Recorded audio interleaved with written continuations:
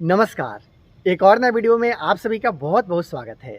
दोस्तों, आज की इस वीडियो में हम लोग जानने वाले हैं कि अगर हम लोग अपने लिए एक नया घर बनाते हैं तो हम लोग का टोटल कितना ईंट लग सकता है। और आप इस चीज़ को बहुत अच्छी तरीके से समझ पाए, इसलिए मैं आप लोग को एक कंस्ट्रक्शन साइट पे बनता हुआ जो घर है उसके बारे में बताना चाहता हूँ। ईंट का जहाँ पे भी उपयोग किया गया है वो सारा काम को दिखाना चाहता हूँ, और साथ में टोटल कितना ईंट लगा इसके बारे में भी आप लोग को जानकारी देना चाहता हूँ। आप इस वीडियो को पूरा देख लेते हो तो एक बनता हुआ घर का काम भी देख लोगे, साथ में ये भी आपको पता चलेगा कि टोटल घर बनाने में कितना ईंट आपका लग सकता है। तो ज़्यादा लेट ना करते हुए पहले चलते हैं डायरेक्ट कंस्ट्रक्शन साइट, देखते हैं किस तरीके से घर का काम किया गया, साथ में टोटल कितना ईंट लगा है। आपसे एक छोटा सा रिक्वेस्ट है, चैनल को सब्सक्राइब नहीं किए हो, आपको वीडियो और मेरा कंटेंट अच्छा लग रहा है तो चैनल को सब्सक्राइब ज़रूर कर लीजिएगा। चलिए पहले काम देखते हैं, साथ में जानते हैं कि टोटल कितना ईंट लगा है। तो ये जो आप घर देख पा रहे हो, इस घर के पूरा काम के बारे में हम लोग जानने वाले हैं, और साथ में जानने वाले हैं कि आखिर इस घर को बनाने में टोटल कितना ईंट अब तक लग चुका है। बहुत ही आसानी के साथ देख पा रहे हो कि छत के ढलाई तक का काम कंप्लीट यहाँ पे कर लिया गया है। दोस्तों, इस घर के अंदर भी चलेंगे, लेकिन उससे पहले जो चीज़ आप बाहर से समझ सकते हो, देख सकते हो, इसके बारे में जानते हैं। हालांकि इस घर का लुक को बढ़ाने के लिए सामने की तरफ एक सुंदर सा पोर्टिको का निर्माण भी किया जा रहा है। घर के अंदर भी चलेंगे, लेकिन सबसे पहले मैं आप लोग को इस घर के जो साइड व्यू में काम किया गया है, जो कि 40 फीट का है, इसके बारे में बता देना चाहता हूँ। तो देखिए, यहाँ पे साइड व्यू में आपको 3 विंडो देखने को मिल जाता है, जिसे बॉक्स डिज़ाइन के साथ में बनाया गया है। चलिए मैं आपको थोड़ा नज़दीक चल के दिखाता हूँ। और इस बॉक्स डिज़ाइन में इस तरीके से काम किया गया है कि ऊपर और नीचे वाला हिस्सा में ढलाई के साथ में काम किया गया है, साथ में दोनों साइड की तरफ देखिएगा तो ब्रिकवर्क के साथ यहाँ पे काम किया गया है। तो इस तरीके से आप काम करवाते हो तो आपको कितना ईंट लगेगा उसके बारे में भी जानकारी दूंगा। लेकिन जो काम किया गया है, अगर काम को बहुत अच्छा तरीके से जानते हो, उसके साथ जानते हो कि टोटल कितना ईंट लगा, तो शायद बहुत अच्छा तरीके से आप समझ पाओगे। दोस्तों, इस घर को 40 फीट बाई 40 फीट मतलब 1600 स्क्वायर फीट में बनाया जा रहा है, लेकिन घर के सामने की तरफ घर का लुक को बढ़ाने के लिए एक पोर्टिको का निर्माण भी किया जा रहा है।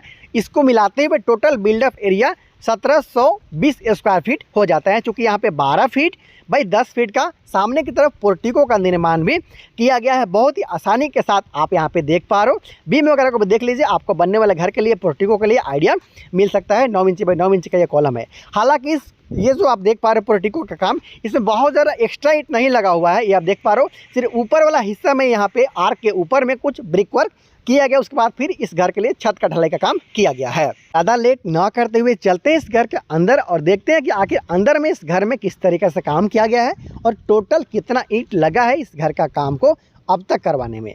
तो यहाँ पे देख पा रहे हो, घर के लिए मेन एंट्रेंस है। साइज़ के बारे में जान लेते हैं। तो इसे 4.5 फीट बाई 7 फीट के आसपास तक का साइज़ में बनाया गया है। जैसे ही पोर्टिको के साथ आप घर में एंटर करते हो, मेन गेट जैसे ही आपका आता है, उसके आगे में जस्ट आपको मिल जाता है वेटिंग एरिया। यहाँ पे 4.5 फीट बाई 7 फीट के आसपास तक का मेन गेट है।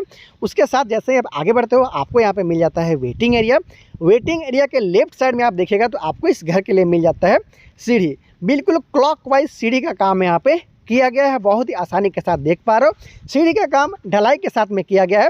बहुत सारे लोग स्लैब कास्टिंग करते हुए इसके ऊपर में ब्रिकवर्क करते हैं, तो वैसा ईंट लगाते हो आप तो आपको ज़्यादा ईंट लग सकता है। हालांकि यहाँ पूरा सीढ़ी का काम है वो ढलाई के साथ में किया गया है। आसानी के साथ आप यहाँ पे देख पा रहे हो। यहाँ पे एक और आपको मिल जाता है दरवाज़ा। इसके साथ जैसे थोड़ा आगे बढ़ते हो, घर के बीचों बीच आपको मिल जाता है हॉल के साथ साथ डाइनिंग एरिया। ये बहुत ही आसानी के साथ आप यहाँ पे देख पा रहे हो। इस घर में टोटल 4 रूम देखने को मिलेगा, अभी आपको दिखाऊंगा।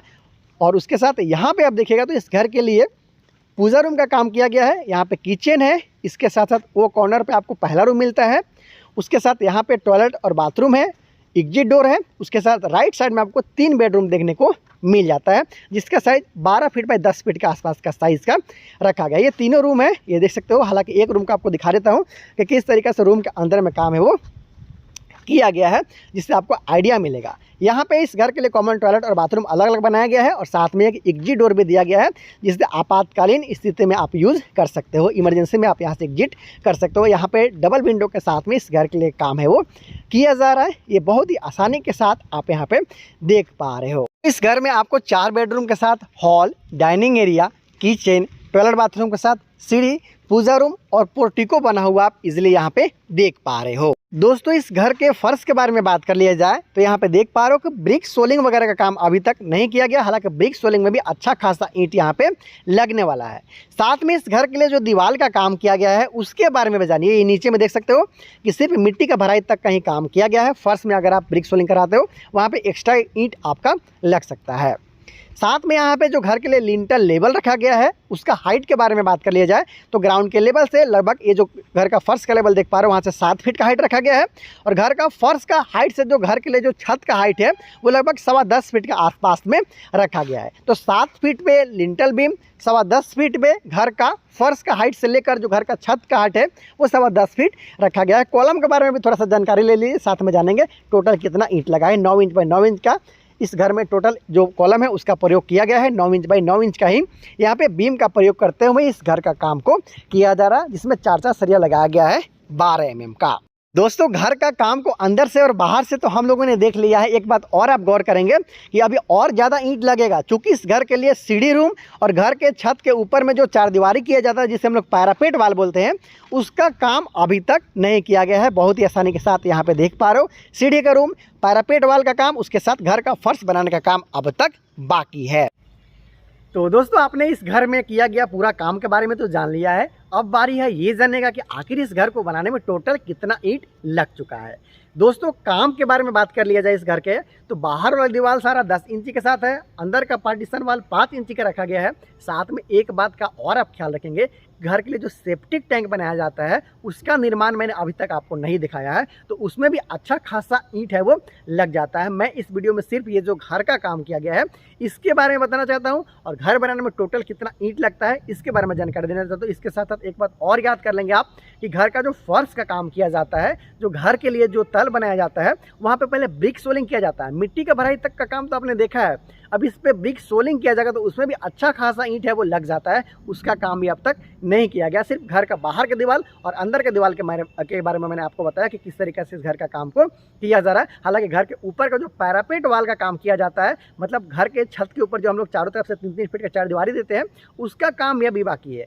तो दोस्तों अब जान लेते हैं कि आखिर अब तक इस घर को बनाने में टोटल कितना ईंट लग चुका है।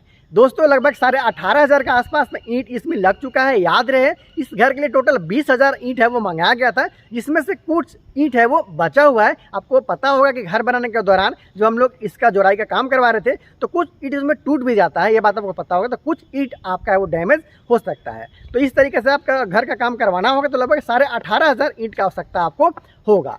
ये वीडियो अच्छा लगा हो तो प्लीज़ वीडियो को लाइक करने के साथ साथ चैनल को सब्सक्राइब कीजिएगा। स्टेप वाइज वीडियो में आप लोग को इस घर को लाऊंगा। जैसे कि इस वीडियो में हम लोगों ने जाना कि किस तरीके से इस घर को बनाया गया और कितना ईंट लगा। पहले हम लोग जान चुके हैं कि इस घर को बनाने में टोटल कितना खर्चा आया है।